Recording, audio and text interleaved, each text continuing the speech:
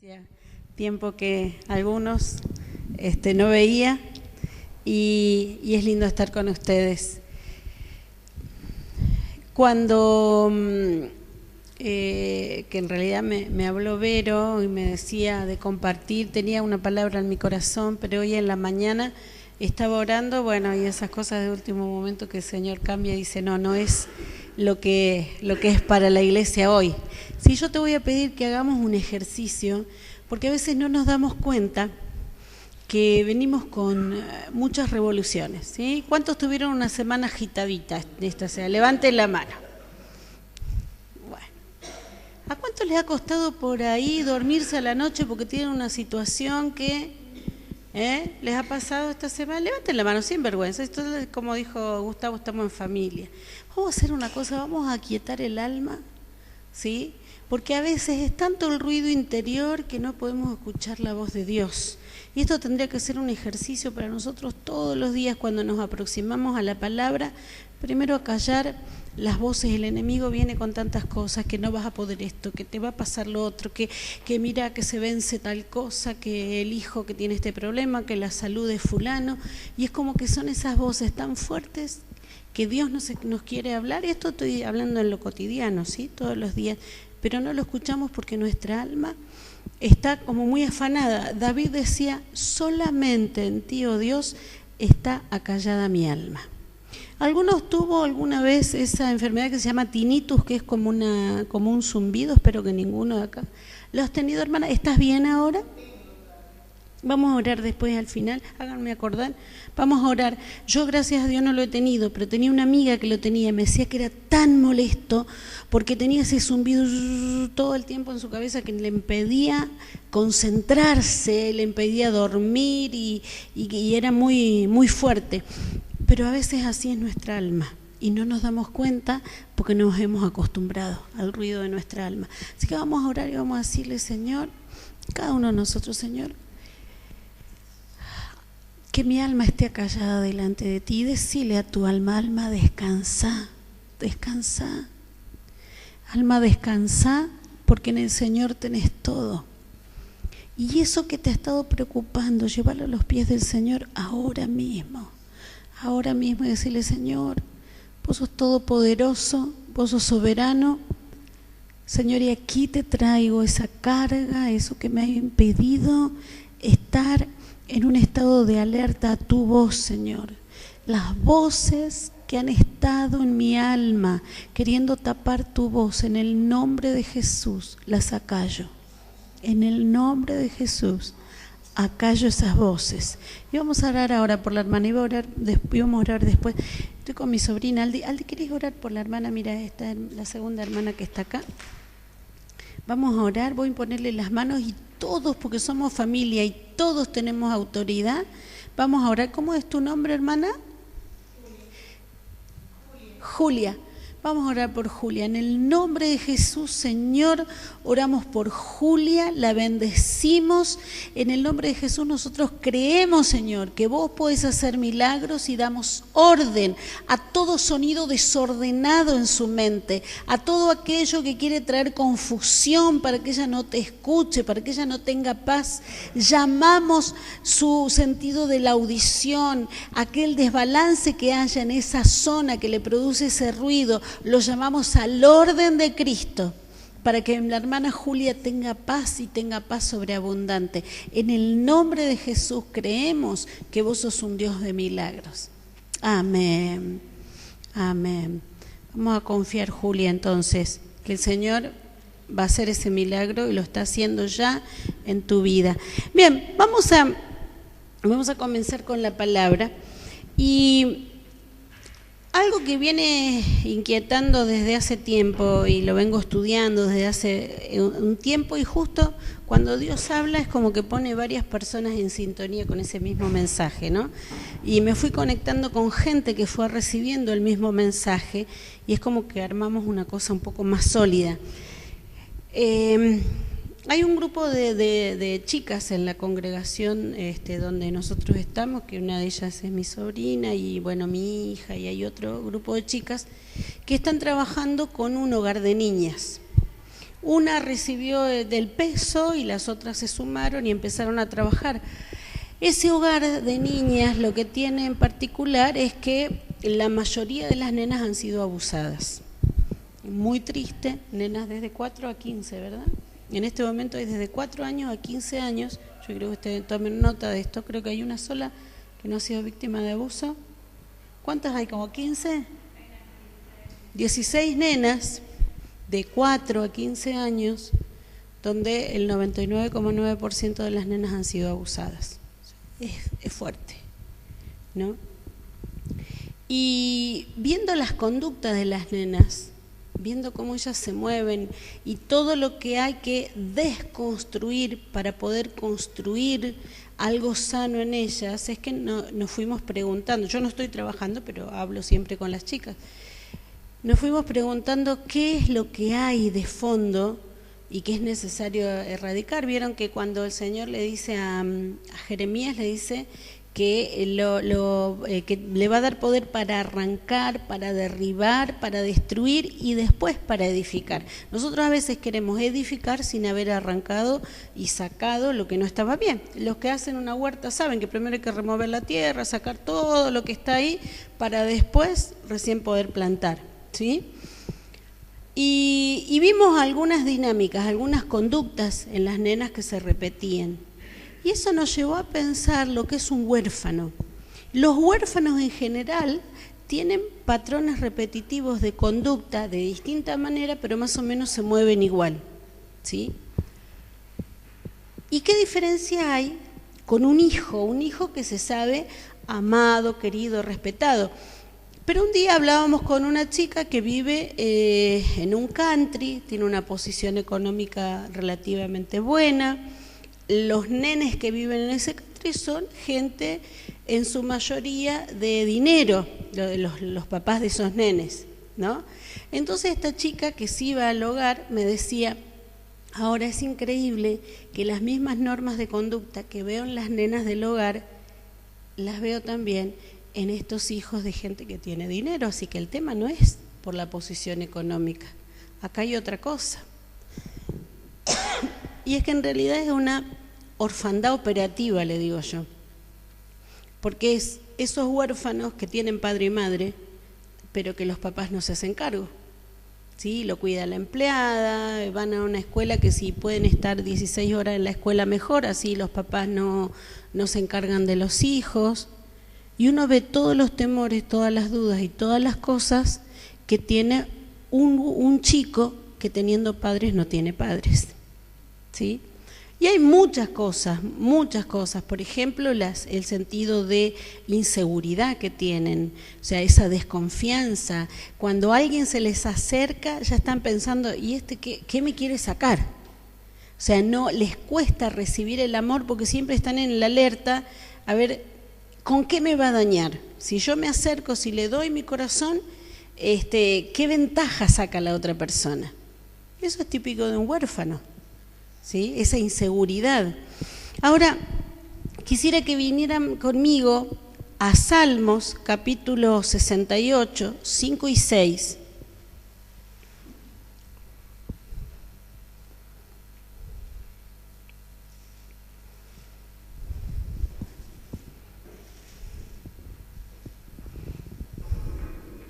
Y podemos leerlo juntos. No sé qué versión tienen ustedes, la versión que tengo yo acá dice, Padre de huérfanos, quiero que repita conmigo, Padre de huérfanos.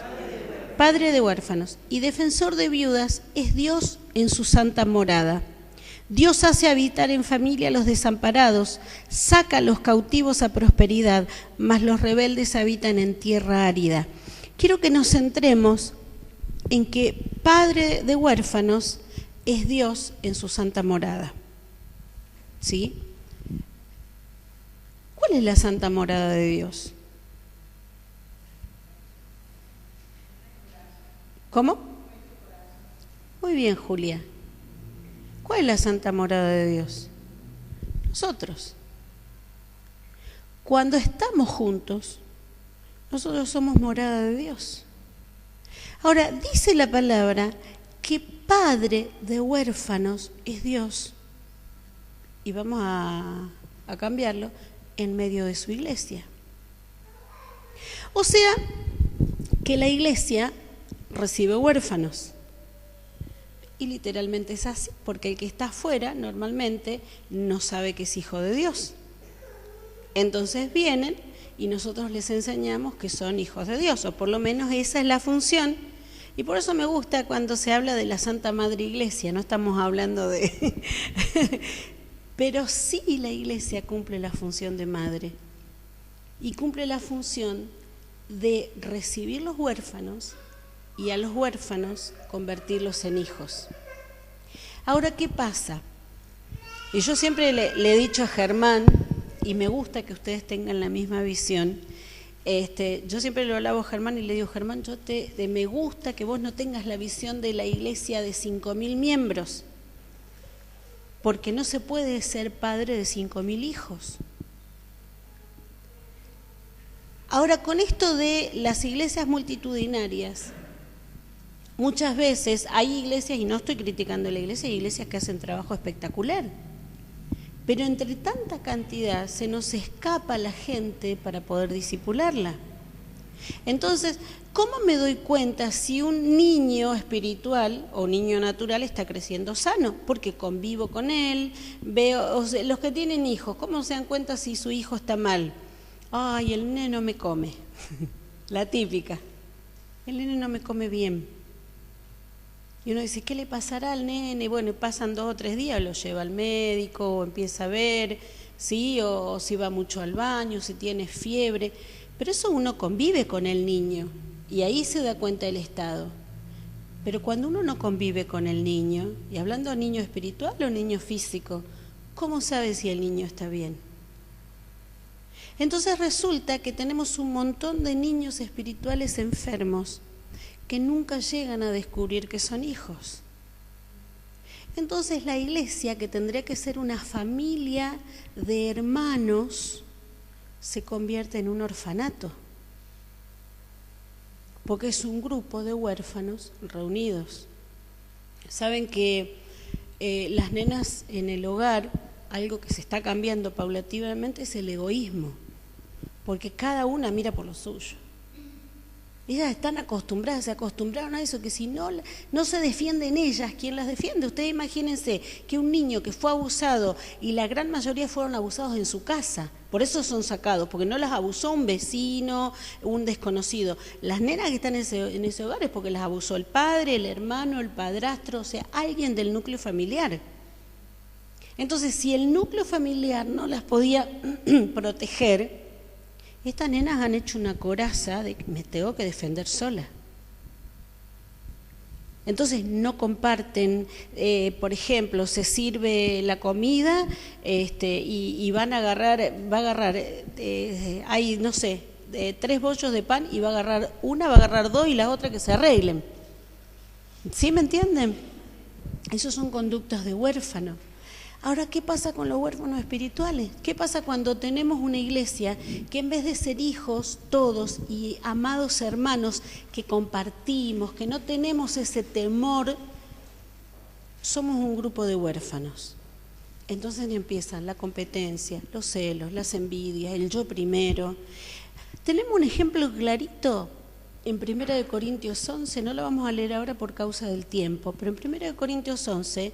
Pablo les dice, y cuando os juntás a comer la cena, y en esto no os alabo, les dice, escucho que algunos se adelantan, comen, otros se emborrachan, y que hay pobres que se quedan sin comer.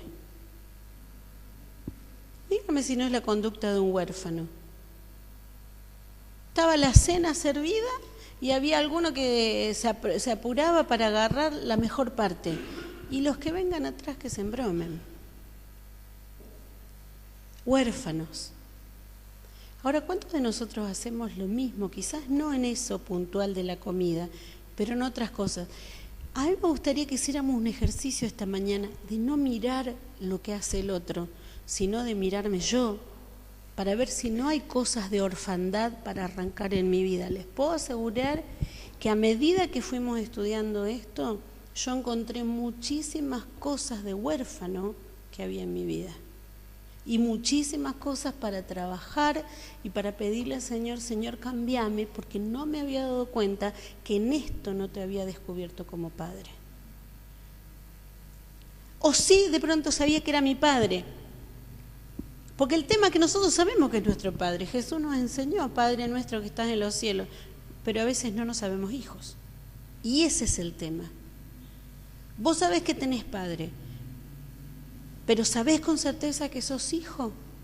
¿O es un discurso que está fuera de vos? Porque eso es lo que nosotros tenemos que pedirle al Espíritu Santo, que nos revele que somos hijos. Y como hijo, ¿qué es lo que tengo? Yo me imagino que Nata entra a la casa de los Calviño y nos dice, permiso, ¿puedo sacar un vasito de agua? Porque soy hijo, ¿o no? Por ahí los padres le dicen, basta Nata, deja para tu hermana. Hay confianza, hay confianza.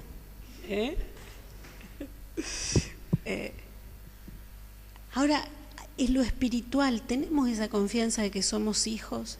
¿De que podemos ir al Padre? ¿De que podemos tomar lo que nos corresponde? Saben que el gran drama de los hijos no es que no tengan, sino que no saben que tienen.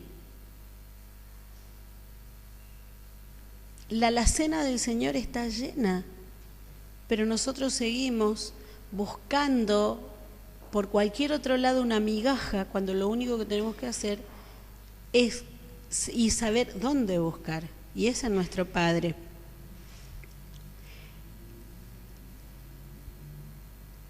Quiero darles algunas características. Ay, vi que hay una pizarra y hay un marcador para escribir. Bueno, gracias.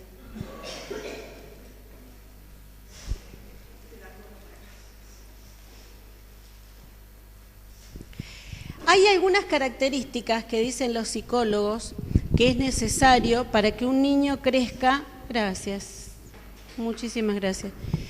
Para que un niño crezca bien, ¿sí? Para que un niño crezca equilibrado y sano, es protección, provisión, aprobación y guía, ¿sí? Son las 4 cosas que hace que una persona adulta llegue a tener una psiquis, una mente sana.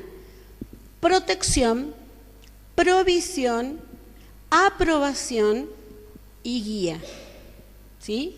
Ahora lo vamos a anotar para que nos quede, porque si sumamos sentidos a lo que estamos aprendiendo, lo vamos a tener mejor. Ahora, a mí me gustaría que ustedes dijeran, y vamos a desarrollar cada una de estas características en nosotros como hijos. ¿Podés decir, soy hijo, estoy protegido? Bueno, ahora cerrar los ojos y decirle a tu alma, soy hijo, estoy protegido.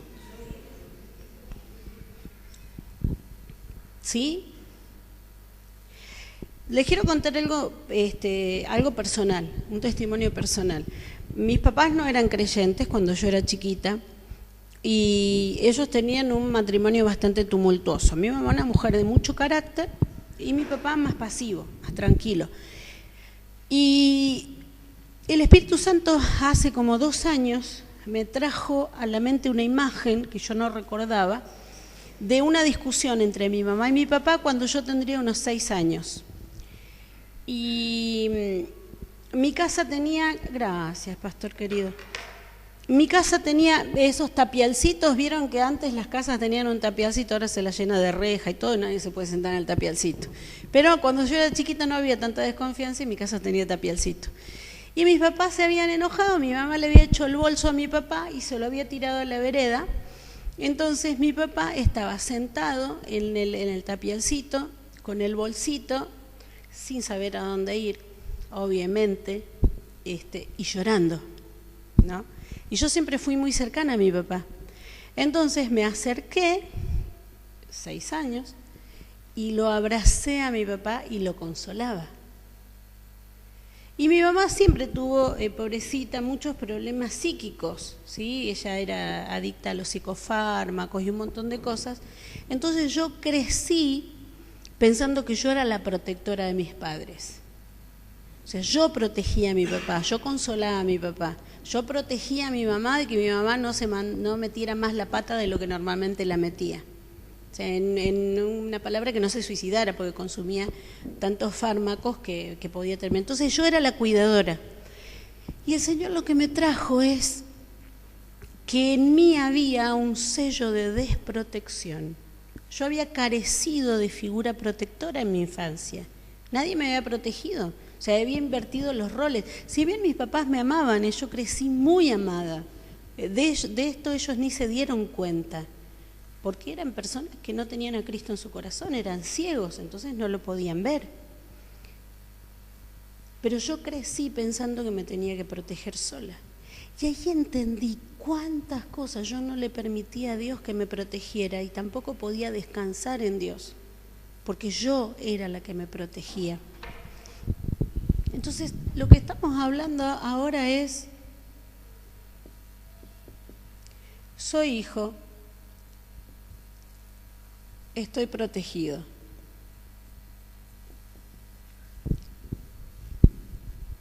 Ahora, ¿cómo me doy cuenta si realmente en esto me he dado cuenta de que soy hijo?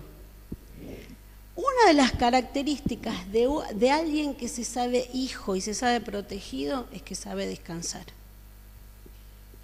Hermana, el insomnio por causa de los problemas, las alteraciones en el sueño, porque me despierto a las 5 de la mañana pensando en ese problema, el hecho de no poder ni comer, de tener un nudo acá porque estoy pensando y cómo voy a pagar esto y cómo voy a hacer lo otro y cómo voy a hacer lo demás allá, es síntoma de que no he sabido, no he aprendido de que Él me protege y que no soy yo.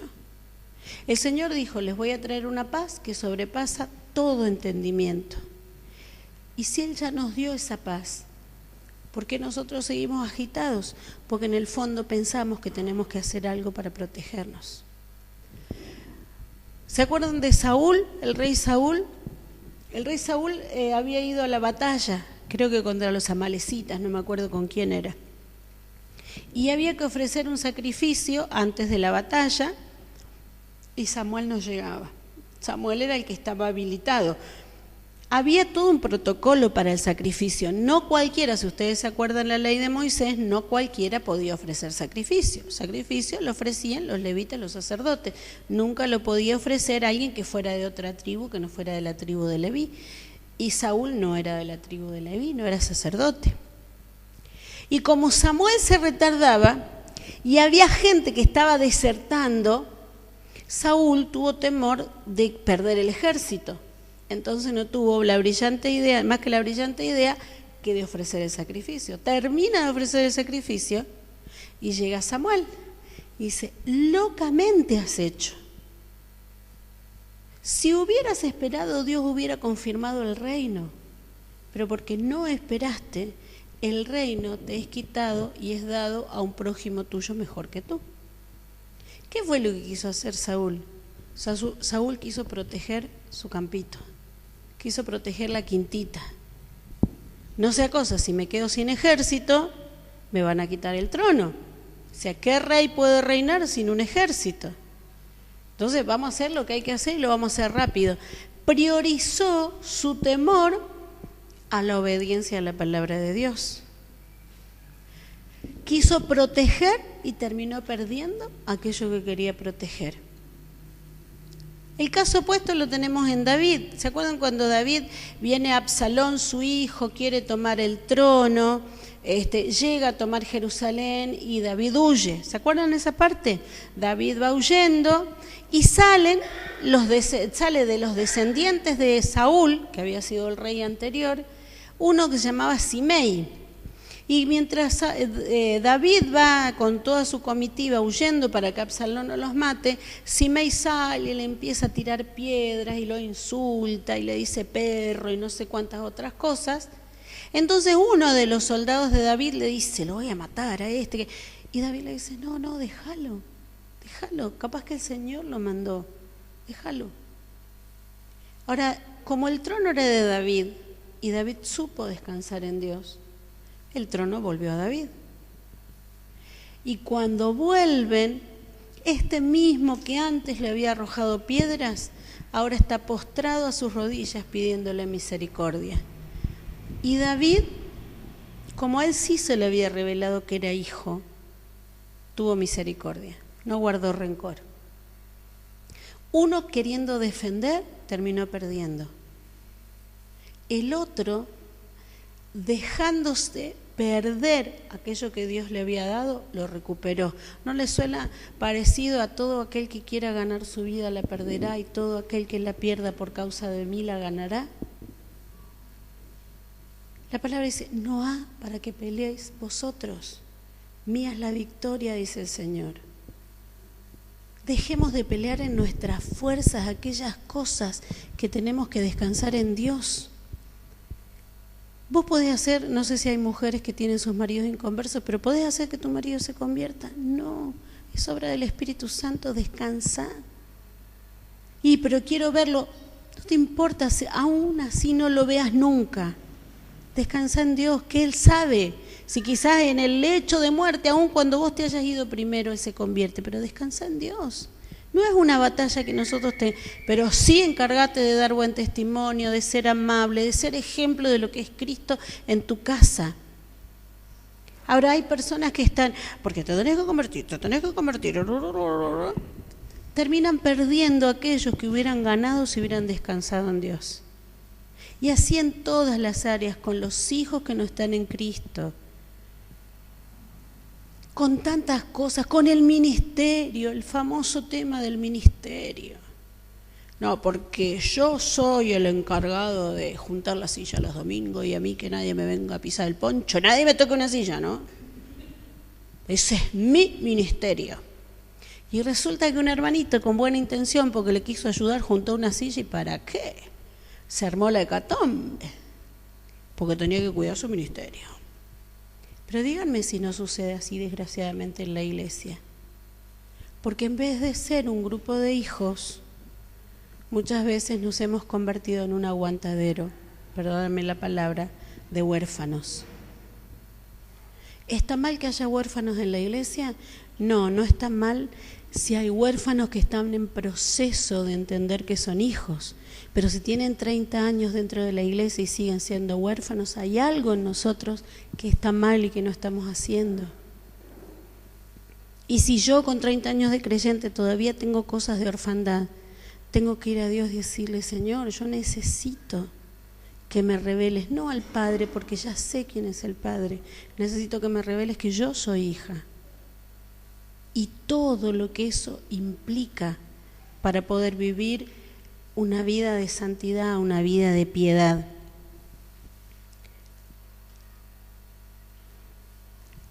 El huérfano, en esto de estar protegido, tiene un alto sentido de justicia propia.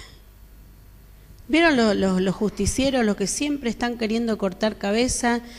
Bueno, ese es el típico huérfano. Yo me acuerdo hace años, muchos años, más de 20, había dos hermanos, uno en la congregación donde yo estaba antes, había un hermano que era empresario, muy buen hermano, un corazón muy lindo, pero él tenía su empresa junto a su familia que no eran creyentes. Y había otro hermano que también era de la misma congregación, y este hermano, el empresario recién convertido y con un corazón hermoso, le empezó a dar trabajo a los no cristianos. O sea, él quería que los hermanitos que estaban sin trabajo, ya que él era un hombre próspero, les quería dar trabajo a los hermanos. Involucra a este hermano, que tenía su carácter, el hermanito. Cuando quisimos acordar, la familia del empresario cristiano, que no eran cristianos, lo despiden al otro pibe porque realmente era insoportable, ¿sí? Una persona muy soberbia, o sea, exigencia, ya vamos a hablar de eso, que es una de las características del huérfano. Entonces no tuvo mejor idea que hacerle un juicio.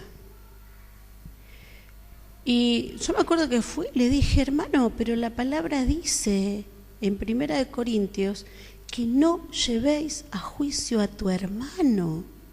No lleves a tu hermano a juicio. Y la palabra en la versión Dios habla hoy, o en la versión popular de ese pasaje de no llevarlo a juicio, dice, ¿por qué no dejan más vale que se les robe? Fíjense que es tan grande que aun si mi hermano me estuviera robando, por amor al Padre, lo dejo y el Padre se va a encargar de ese hermano, pero no soy yo la que se tiene que encargar de mi hermano. No, y no quiso escuchar, yo me acuerdo que se enojó, fue todo un tema porque la familia del empresario recién convertido nunca se convirtió, se enojaron con los cristianos, o sea, y estos son los cristianos, mirá, no lleva juicio, porque realmente el despido era justo, o sea, no es que era del mal carácter del otro. Todo un problema, ¿saben por qué? Por orfandad. Porque cuando yo tengo papá, sé que yo no tengo por qué ir a darle una piña a mi hermano.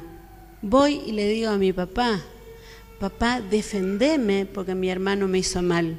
Y si yo tengo un corazón dócil, probablemente papá venga y me diga, sí, pero vos fíjate que vos hiciste tal y tal cosa. Me parece que sos vos que tendrías que ir a pedir perdón. Estoy hablando como en el caso de este muchacho, ¿no? Pero eso pasa cuando somos hijos, no cuando somos huérfanos.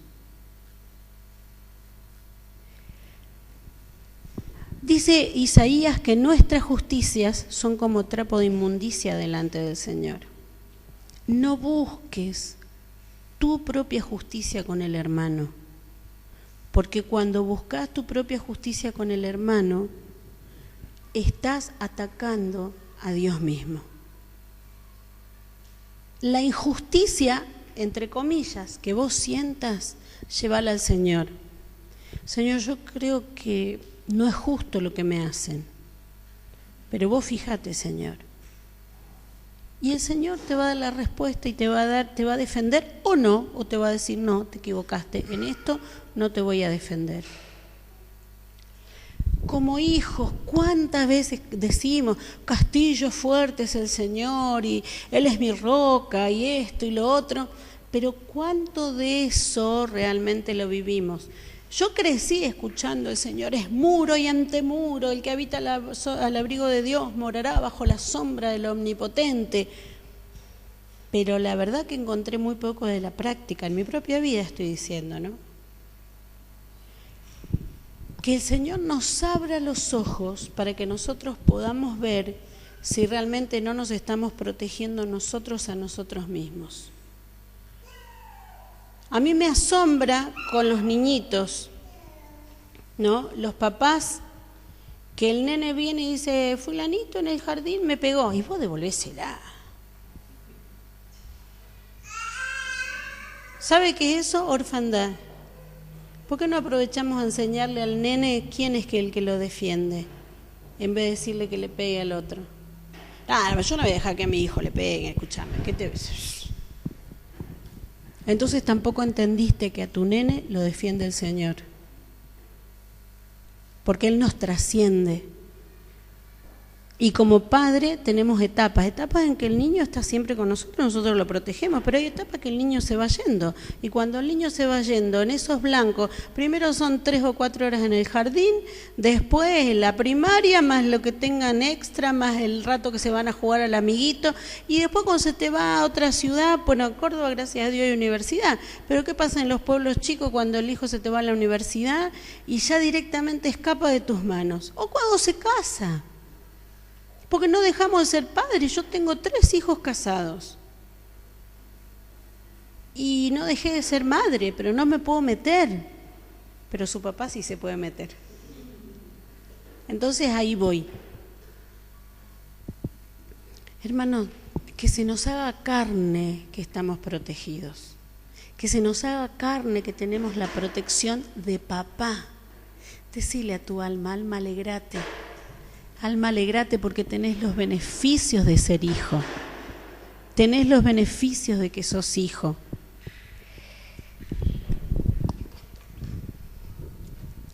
Soy hijo.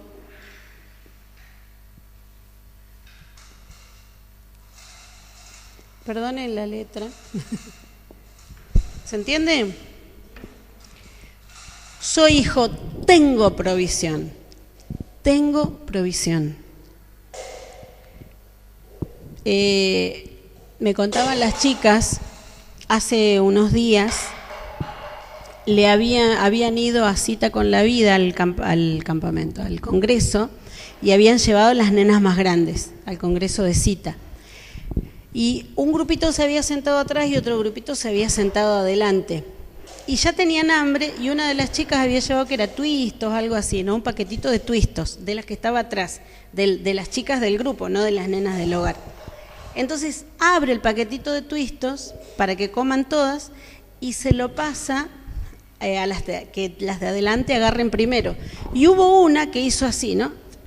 Y se agarró, pero así, la mano llena, y dejó 3 twistos en la bolsa para todo el resto. Se agarró el paquete primero. Claro, se agarró todo el paquete y después le dijeron, no, dame el paquete. Entonces cuando le dijeron, dame el paquete, miró así con cara de bronca, le sacó y se le dejó 3 twistos de las demás, ¿no? Eso es el típico huérfano. ¿Saben por qué el huérfano tiene miedo? Porque tiene miedo que le falte para mañana. Y en la práctica cotidiana, nosotros esto nos llevó a mirarnos nosotros incluso como familia, y nosotros somos una familia muy grande. Gracias a Dios, ella tiene 5 hermanos y mis hijos son 5, así que imagínense cuando nos juntábamos nada más con 11 chicos más los padres, 15 personas, simplemente 2 familias. Y bueno, después se fueron casando y todo lo demás, y bueno, háganse una idea de la proporción de la familia que tenemos. Pero un día veníamos hablando con ella y pensábamos en una persona en particular, que no era por criticar, sino porque uno se da cuenta realmente cómo las dinámicas de la orfandad se repiten, que cuando se sirve a la mesa dice, ay, esto para mí, esto para mi hijo, esto para mi marido. Y bueno, y se queda. Y estamos hablando de una familia que somos todos cristianos. Ahora, ¿no nos pasa cuando nos juntamos como iglesia? Que estamos viendo, ay, esos sandwichitos, que nadie los toque, cuando termina de decir amén el que ora y le ataco a los sandwichitos, no sea cosa que me dejen sin. Y si no, el guardar para más tarde. No sé si conocen a Heidi Baker. Heidi Baker es una hermana muy, muy preciosa. Ella recibió de parte del Señor la comisión de dar de comer a los más pobres de los pobres. Y empezó sin nada y en fe, o sea, lo único que tenía era fe y tenía padre. Se fue a Mozambique y en Mozambique empezó a adoptar niños, los más pobres de los pobres. Y hoy tiene, ¿cuánto tiene? Como 5.000 niños, no sé, pero tiene miles de niños y no es que tenga un ingreso, tiene fe y sigue teniendo padre. Entonces todos los días orar para que la provisión esté. Y a la vez ella lo tiene tan claro que ella trata de inculcarles de que ellos son hijos, para que esa fe de ella no muera en ella, sino que se transmita a los niños. Y dice que ella se da cuenta, contaba en un testimonio, que ella se da cuenta cuando los niños han ido aprendiendo, porque ya no se guardan la comida en el bolsillo. Porque una de las características que tienen los chicos en los orfanatos es que ustedes le van a encontrar comida escondida en cualquier lado, porque tienen miedo que mañana no haya. Entonces dice Heidi que ella se da cuenta cuando están transitando o transicionando a hijos, porque ya no guardan la comida, comen lo necesario. Es lo que les quiso enseñar Dios a los israelitas en el desierto. ¿Se acuerdan cuando les decía el maná? Lo necesario que van a comer, punto, nada más. Y había algunos que guardaban para el otro día y eso se les podría. Y había algunos que juntaban más de lo que podían comer y también se les podría. Hermano, la provisión del Señor es fresca cada día. Y nosotros tenemos que vivir libres de ese afán. No tiene que ser un afán la provisión. Pero usted porque no sabe el sueldo que yo tengo y usted tampoco sabe el sueldo que yo tengo. Yo siempre me pasa que llego a fin de mes, hago número y digo, ¿cómo hice es que en realidad no lo hice yo, lo hizo el Señor. Porque si yo hago número, no hay, porque vieron que te da bien, te da en verde o te da en rojo. Para mí tendría que haber un color extra de aquellas cosas que pude cubrir, pero no sé de dónde salió. Cuando nosotros estamos siempre pendientes de lo que nos falta, hermano querido, ¿cuántos hay acá que son proveedores para su casa, mujeres o varones, que son el proveedor de su casa? Levanten la mano, por favor. Lo que te quiero decir es que no sos vos el que provee, es el Señor. Saquémonos el chip, porque si es una familia cristiana, no sos vos el que provees, es el Señor.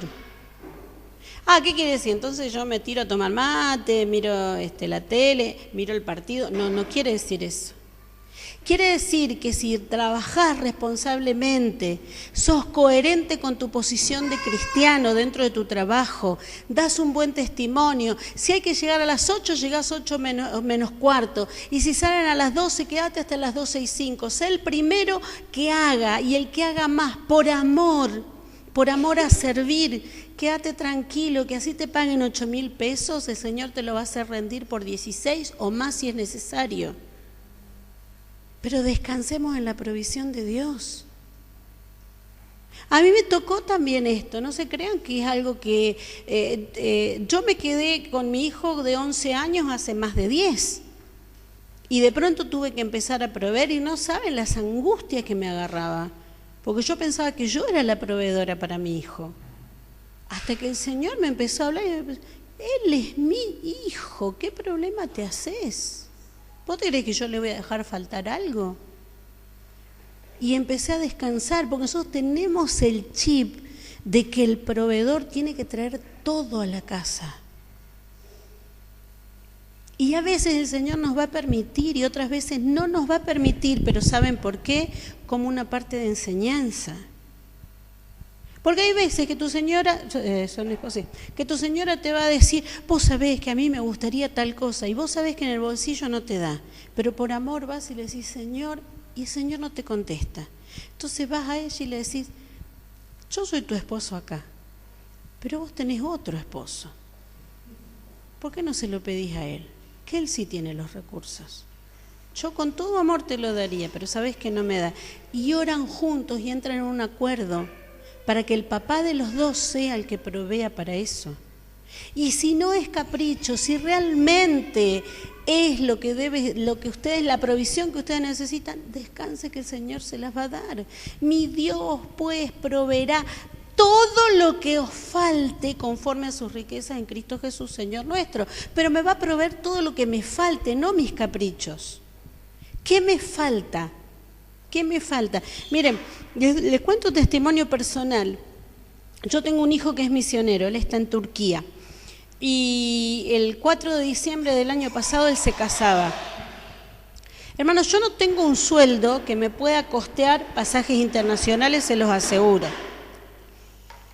No me puedo costear un pasaje internacional, pero tenía fe. Y yo le había dicho, Señor, si hay un sueño que yo tengo es poder estar en la boda de mis 5 hijos y poder estar por lo menos cuando nazca el primero de los hijos de cada uno de mis hijos. Porque creo que son momentos impagables para cualquier persona. Pero resulta que mi hijo se casaba en Turquía. Yo tenía que viajar, la fecha máxima para viajar era el día martes. Había nacido el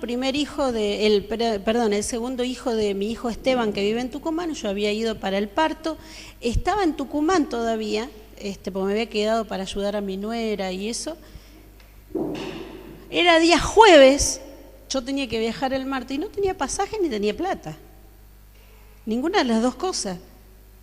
Pero mientras tanto yo ya me iba haciendo, ya desde acá, porque allá en Turquía era invierno, ya había hablado a amigas que son así gorditas como yo, y le había dicho, préstame, yo me acuerdo que vos tenés tal tapado, esto, préstame. O sea, ¿vieron cuando uno va a viajar así que rejunta entre toda la familia lo mejorcito? Vos préstame la cartera, vos préstame las botas. Bueno, yo lo estaba haciendo allá de Tucumán. Ya tenía la maleta armada y todo con las cosas, pero no tenía pasaje. Yo decía, Señor, vos no me vas a dejar que no esté para el casamiento de Samu. Miren, yo no sé cómo, pero el día viernes salió un Black Friday, no sé si saben lo que es un hot sale, que son esas ventas de momento. Y Samu me llama y me dice, yo me compré el pasaje hasta Madrid, que salió en un hot sale, me salió casi la mitad de lo que sale normalmente el pasaje, y me lo saqué con la tarjeta de otro de mis hijos, porque yo no tenía plata. Pero me faltaba de Madrid hasta Turquía.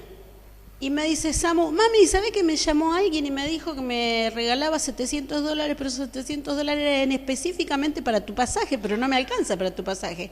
No, tranqui, porque ya tengo a Madrid, sacame de Madrid a Turquía y nos alcanza. Así que cuando quise acordar tenía el pasaje comprado y hermanos tenía exactamente la misma cantidad de dinero en la billetera que había tenido el día anterior. No moví un peso y tenía el pasaje. Y les vuelvo a decir, mi economía no da para eso, pero la economía de mi papá sí. Porque Dios sabía que no era un capricho, que no era, ay, tengo ganas de irme de vacaciones. Yo quería estar con mi hijo y Dios me cumplió lo que yo quería hacer. Por eso te digo, no te limites a que vos sos el proveedor. Tenés un proveedor en tu casa. Yo me liberé cuando entendí que el que proveía era Dios. Me liberé aún para ofrendar, porque antes yo miraba mi bolsillo para ofrendar.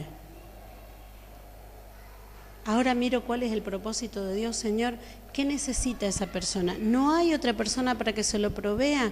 Y bueno, y si lo que yo tengo en ese momento me alcanza, se lo doy. Y no estoy pensando si mañana voy a tener, porque sé que si Dios me dijo hoy que haga eso es porque mañana me va a dar. Ustedes no se imaginan las veces que yo no sé qué es lo que vamos a comer mañana, pero les puedo asegurar que mañana siempre hay comida en la mesa. Y a veces no hay plata ni para el colectivo, pero gloria a Dios porque necesito caminar. Entonces aún Dios sabe qué cosas me tiene que cortar para que yo haga lo que tengo que hacer. Pero Él es mi proveedor. No me provee colectivo, pero me provee un par de zapatillas cómodas y 2 piernas que me permiten caminar. Tengo provisión, no tengo por qué ser egoísta, no tengo por qué ser mezquino. Si Él se dio hasta lo sumo, ¿por qué a mí me cuesta dar unos míseros pesos?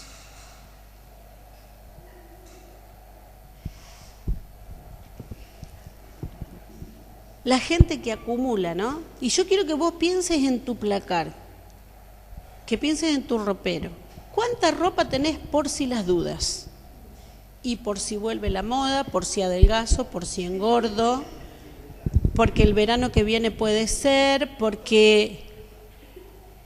¿Saben qué es eso? Es inseguridad. Porque no hay hoy alguien, yo no lo uso hoy, ¿no habrá hoy alguien que lo necesita? Ahora, mientras yo acaparo, hay otro que lo está necesitando. Y en la medida que yo no doy, Dios también cierra, porque dice, no necesita si tiene el placar lleno. ¿Para qué le voy a dar? Yo he visto multiplicación en cosas que... Pero quiero serles honesta, hermano, yo no sé de dónde salen algunas cosas en mi casa. Hace un tiempo yo trabajaba, secularmente, trabajaba en un call center, hace 5 años, y uno de los chicos había tenido un incendio. Entonces dijeron entre todos, vamos a juntarle ropa, vamos a juntarle cosas. Y yo fui, me fijé a ver qué podía dar y tenía sábanas de 2 plazas, que me sobraban, y tenía toallones.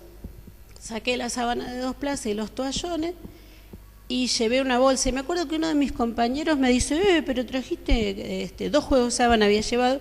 Me dice, trajiste 2 juegos de sábana, ¿por qué tenés tanto? No, me dice, ¿te quedaste con uno solo? No, le digo, tengo más en casa. Me dice, ¿por qué tenés tanto? Y yo me quedé pensando, ¿por qué tengo tanto? Si no me acuerdo cuándo compré sábana. O sea, yo no tengo registro de haber alguna vez comprado sábana. Pero tenía por lo menos 6 juegos de sábana. Y con los toallones pasaba lo mismo.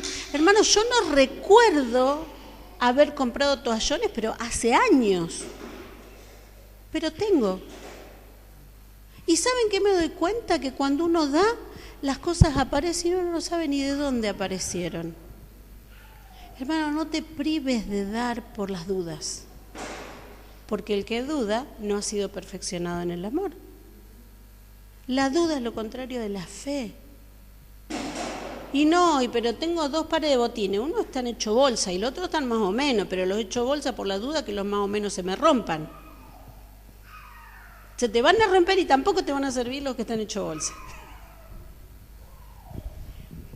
Tengo provisión, no necesito guardarme nada en el bolsillo. Tengo un papá que tiene de todo. Puedes decirle a tu alma, alma, descansá, que tenés provisión. Puedes decírselo y pedirle al Padre, Señor, plasma en mi mente que no necesito mezquinar nada, me has dado todo.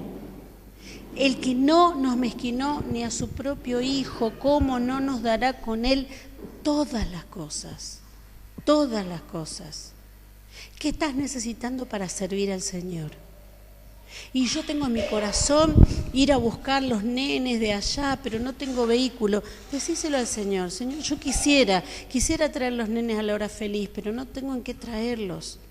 Y probablemente el Señor lo primero que te regale sea una tarjeta de colectivo con crédito. ¿Te va a ver? ¿Estás dispuesto a ir a buscarlo en colectivo? Sí, Señor, estoy dispuesto, aunque tenga que salir 2 horas antes porque me queda lejos. Y el Señor va a ir probando tu fe, pero te va a dar lo que necesitas de acuerdo a tu corazón. Dijimos provisión, protección y lo otro, aprobación. Pero vamos a ponerle en aprobación, soy amado, porque justamente me aprueba quien me ama. ¿Sí? Vieron que para la mamá no hay nene más lindo. Yo tenía una compañera del secundario pobre, era tan fea, Marta se llamaba, llena de granitos, la cara cuadrada, gordita pero cuadrada, y encima yo no sé si ahora que lo pienso capaz que tenía algún leve retraso, porque siempre andaba con la lengua así afuera, ¿no? Y me acuerdo que una vez estábamos en la esquina de la casa de ella y salió su mamá y dice, ay, ¿no es linda mi Martita? No, pero bueno, para los padres los hijos son hermosos, ¿no? Para tu papá también sos hermoso, así como te creó.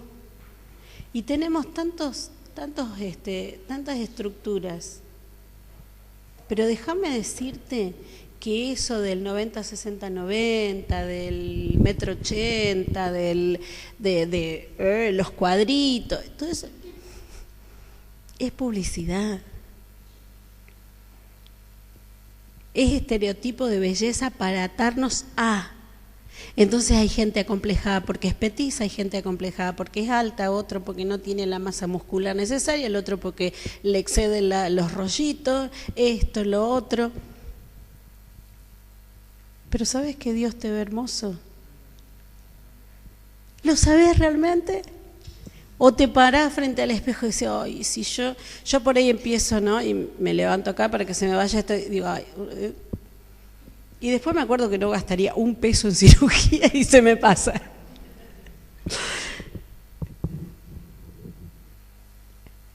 Hermano, sos amado y no necesitas hacer, ni tener, ni parecer nada para que seas más amado.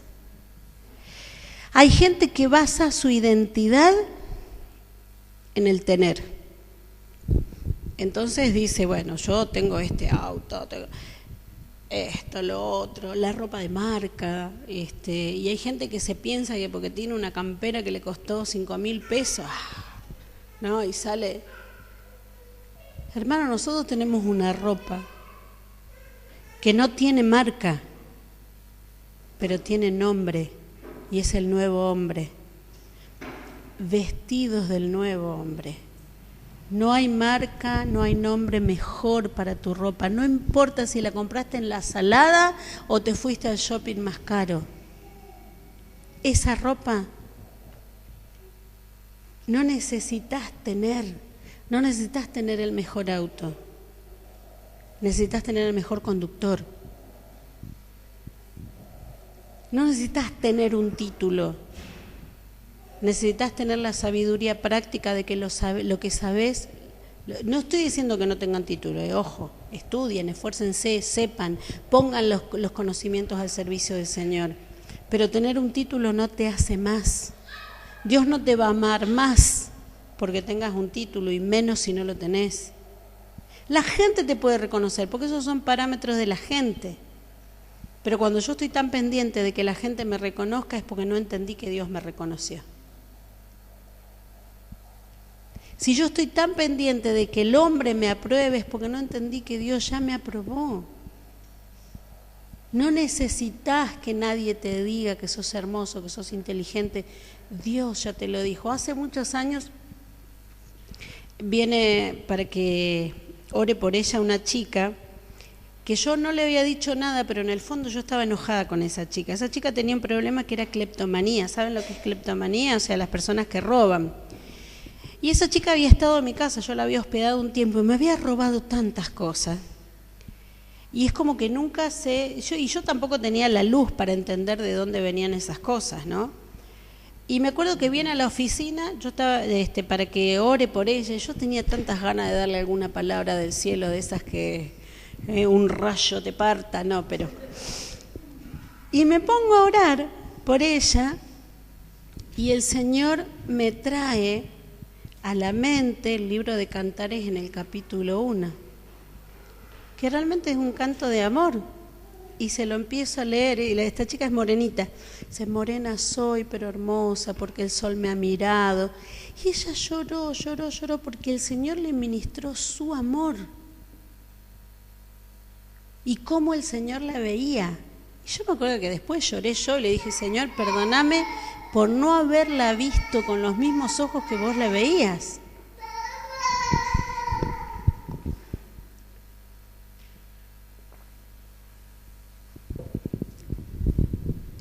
Y a veces nos miramos nosotros con los ojos incorrectos. No importa lo que parezcas a los ojos de los hombres, no importa lo que tengas a los ojos de los hombres, no importa lo que hagas a los ojos de los hombres. Dios no te va a amar más ni menos, ya te ama y te ama lo suficiente. No vas a ser amado, ya sos amado. No es en un futuro, no es un potencial. El amor de Dios no te lo tenés que ganar. No, yo siento que Dios me ama. Bueno, pues no es un problema de Dios, es un problema de tus sentimientos que te están engañando. Eres amado. Y cuando te sabes amado, eso trae liberación.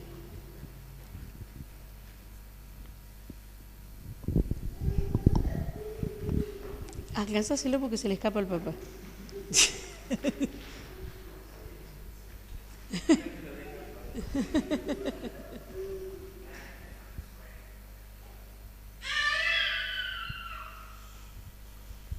¿Les doy un secreto de abuela? Un secreto de abuela. Nuestros hijos nunca pueden ser un impedimento para que nosotros nos acerquemos a Dios. Y no castigarlos, no disciplinarlos ni nada. Nosotros nos congregamos en un lugar que es muy chiquito y hay muchos niños.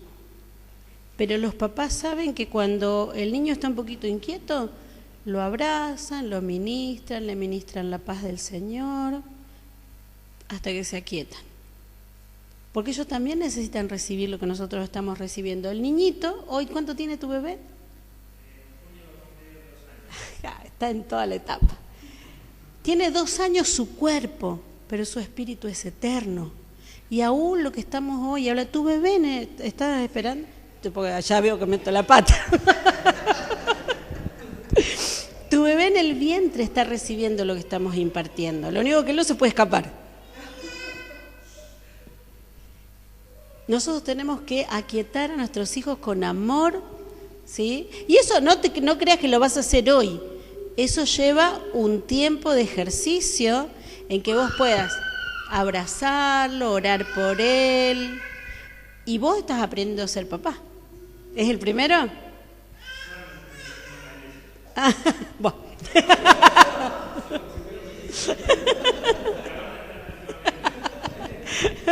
Pobre, están sobrepasados entonces. Oramos por ustedes. Pero acuérdense que ese bebé, esos bebés, antes de ser hijos de ustedes, son hijos del Señor. Y cuando ustedes no los pueden calmar, aún en eso, Señor, que sea tu paz, que sea tu espíritu, que sea tu quietud, y van a ver la diferencia. ¿Sí? ¿Vieron cuando que dice, me salgo un poquito del tema, ¿no? Pero creo que es necesario, nuestros hijos nunca nos tienen que ser molestia, y los hijos no molestan, pero nosotros tenemos que aprender a tenerlos en sujeción. Dice que uno de los requisitos del obispo es que tenga su casa en sujeción. Ahora, ¿qué quiere decir? Nuestros antepasados, ¿ustedes son de familia cristiana de toda la vida? Bueno, capaz que si vos escuchaste a tu viejo, los hijos que están en sujeción te tenía con un látigo al lado. Ah, bueno, no dije nada. Hay que estar con el látigo al lado. Era la luz que nuestros antepasados tenían, nuestros papás, hablo de mi generación, tenían. Pero hoy entendemos que tener a los hijos en sujeción es la sujeción del espíritu. Entonces hay una línea, yo me sujeto a Dios y soy obediente y llevo a mis hijos a sujeción. Ese es el que está habilitado para ser obispo, diácono, no me acuerdo qué es, dice que tenga su casa en sujeción. Es una línea. Y ahí se sujeta la casa. Ustedes están en una etapa preciosa donde lo pueden aprender en ustedes y en ellos. Y si ustedes hagan, y lo mismo ustedes, las armas espirituales, ustedes van a ver la diferencia en sus hijos. Van a ver la diferencia entre cómo crecieron ustedes y cómo crecen los nenes. Recurran siempre a las armas espirituales para todo. Bueno, eso al margen. Y terminamos. No, pero quería decir esto. El huérfano vive en la búsqueda de ser amado. El huérfano vive en la búsqueda de ser amado. ¿Vieron que hay gente que da y que sirve y todo lo demás, pero está esperando que lo reconozcan? Ese es un huérfano. El verdadero hijo sirve anónimamente, no le importa si no lo aplauden. Y capaz que vino temprano, limpió, acomodó, y 5 minutos antes que venga el pastor llegó la hermanita fulanita que vino de casualidad temprano y acomodó una silla, y el pastor la vio a esa hermanita y después desde el púlpito dice, gracias hermana, qué lindo que estaba el templo. Y yo fui que llegué, y entonces me agarro toda la raíz de amargura porque no me reconocieron, porque eso es orfandad. El hijo sirve y no importa si el mérito se lo lleva a otro. Si lo tiene que hacer desde el anonimato, lo hace y se siente gozoso, porque sabe que el premio no se lo da el hombre, el premio se lo da Dios. ¿Sí? Por último, soy hijo, tengo guía. Tengo quien me guíe.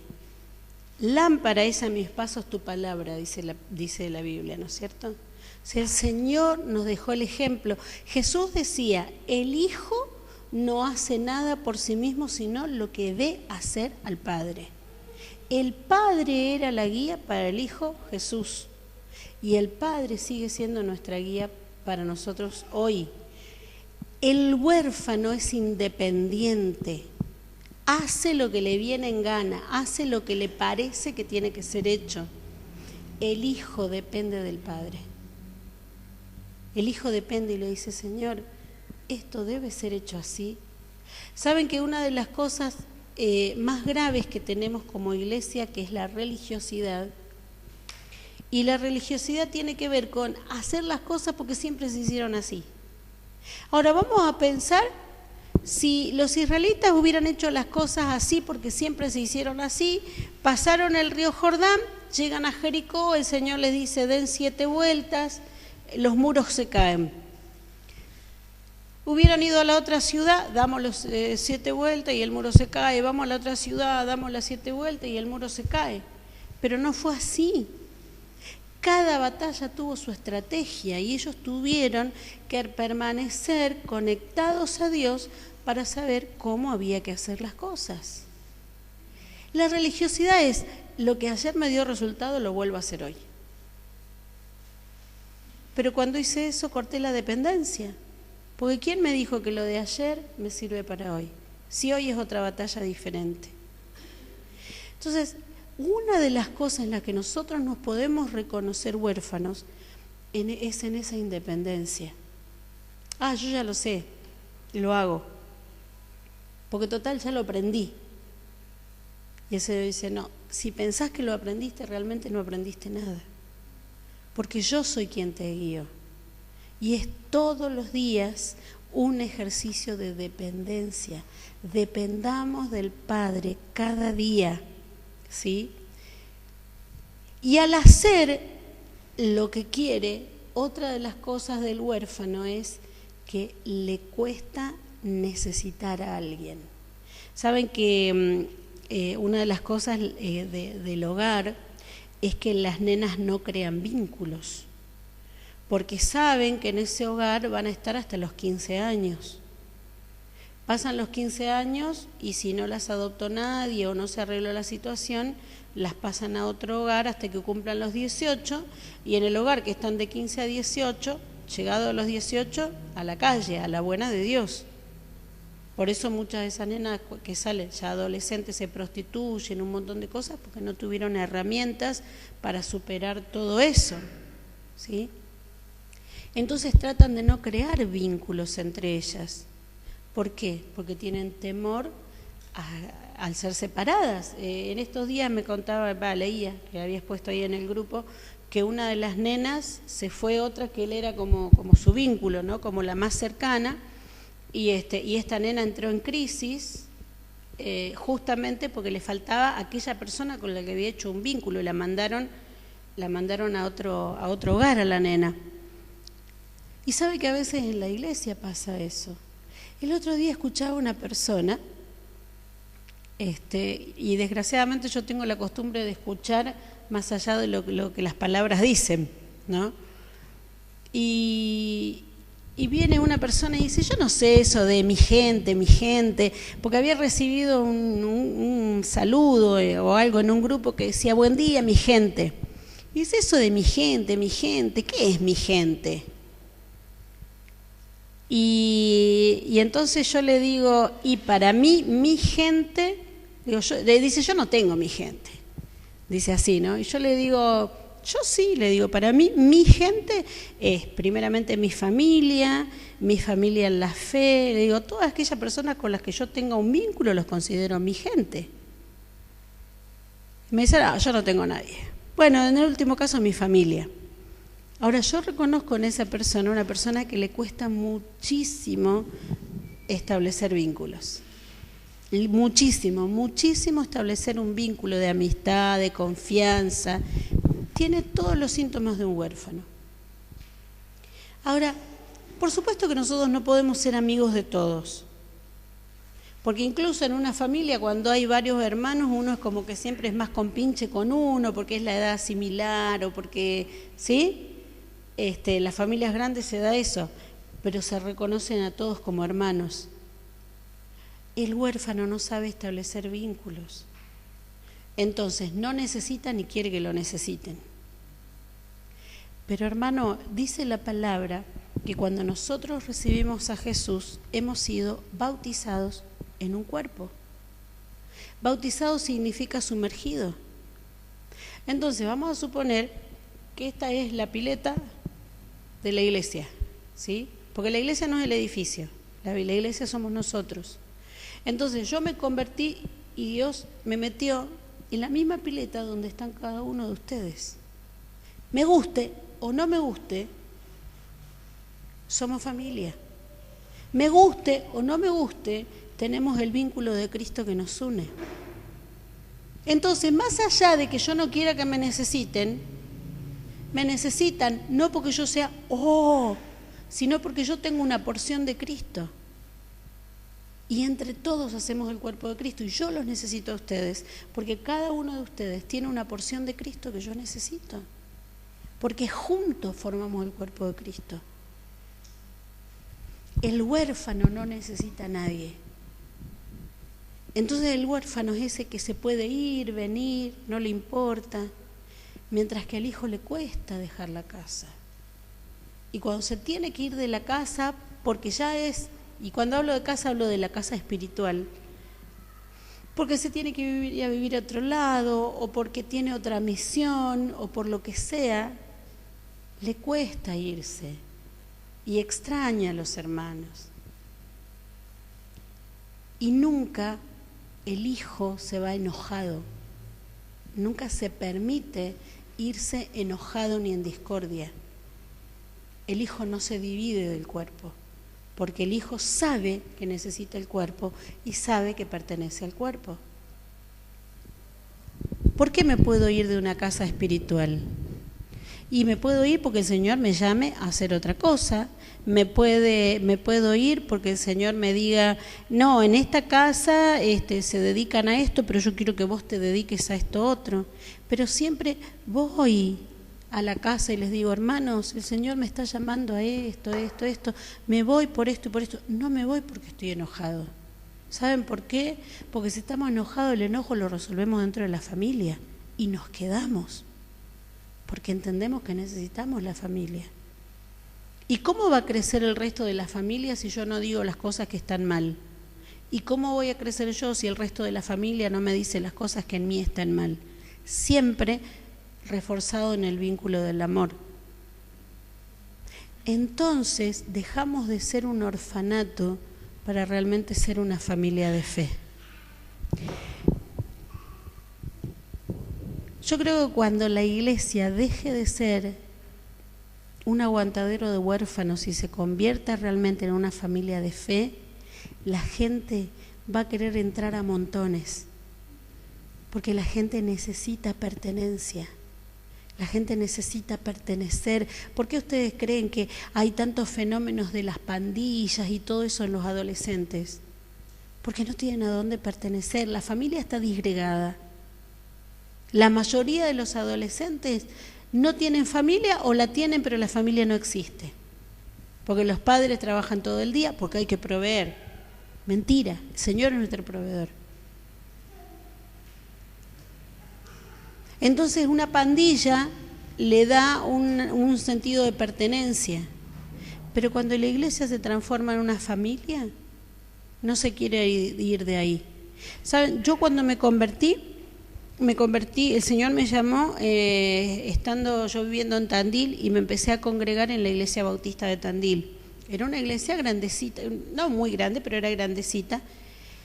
Y yo empecé a congregarme ahí, había un grupo de jóvenes, yo estudiaba en ese momento, había un grupo de jóvenes universitarios, entonces enseguida me nuclearon, teníamos estudios bíblicos los fines de semana, qué sé yo estaba feliz. Pero resulta que dejé de estudiar por otras razones y me volví a mi ciudad.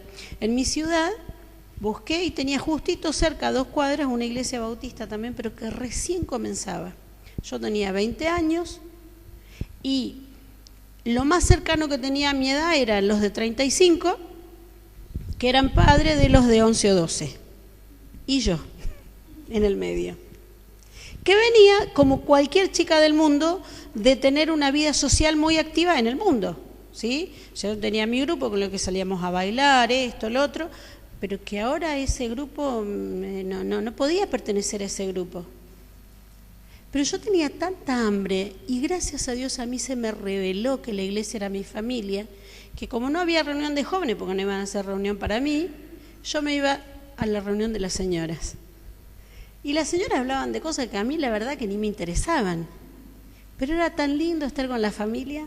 Yo les cebaba mate y si hacían manualidades, hacía manualidades con ella y por ahí la pastora tenía una palabra y era re lindo.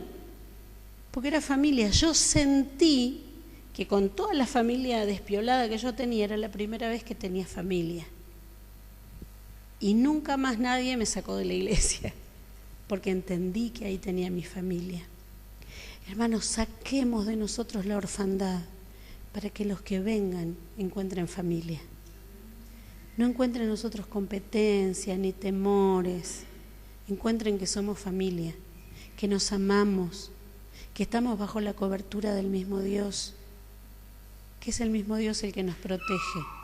Y cuando Dios restaure nuestra imagen de hijos y de familia, vamos a ser una iglesia imparable.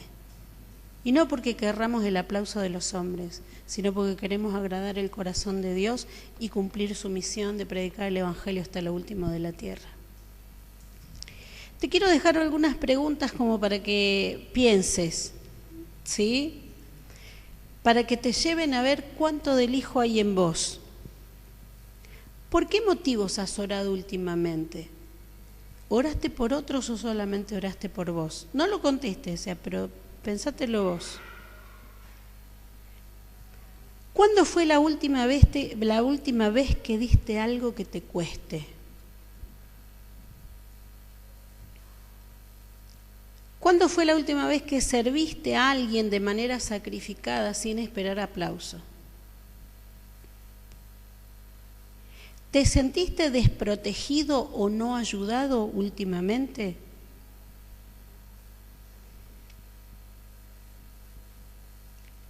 ¿Cuántas cosas tengo en mi casa que son prestadas? ¿Y por qué pregunto esto?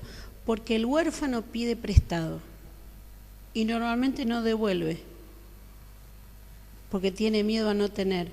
Pero el hijo da y presta, porque sabe que siempre tiene. ¿Se acuerdan cuando a Pedro y Juan un paralítico les pidió plata en la puerta del templo? ¿Qué le dijeron? ¿Qué le dijo Pedro? No tengo ni plata ni oro. ¿Sí? Fíjense, estaba seco Pedro. Pero sin embargo, no se privó de dar. Le dijo, pero lo que tengo te doy. Y tenía algo mucho más valioso que el oro y que la plata. Y eso le trajo sanidad a este hombre y le cambió la vida, porque ya no tuvo que mendigar. ¿Cuántas cosas tenés en tu casa que son prestadas? En esta semana que pasó, ¿qué cosas hice preguntándole a Dios primero? ¿Y cuántas cosas hice por inercia, porque ya las sé hacer? Las personas que me rodean, ¿me ven comprometido con lo que digo estar comprometido? Y por último, ¿te sentiste inferior a alguien últimamente? Esto para que lo pienses, ¿sí? Para que lo pienses y le puedas decir, Señor, arranca las mentiras que haya en mi vida para que yo pueda vivir la verdad. Mirad cuán amor nos ha dado el Padre al hacernos hijos de Dios. Esa tiene que ser la verdad que nos centre. Decirle a que está al lado, mirá cuán amor te ha dado el Padre que te hizo hijo de Dios. Ahí tenés a alguien atrás.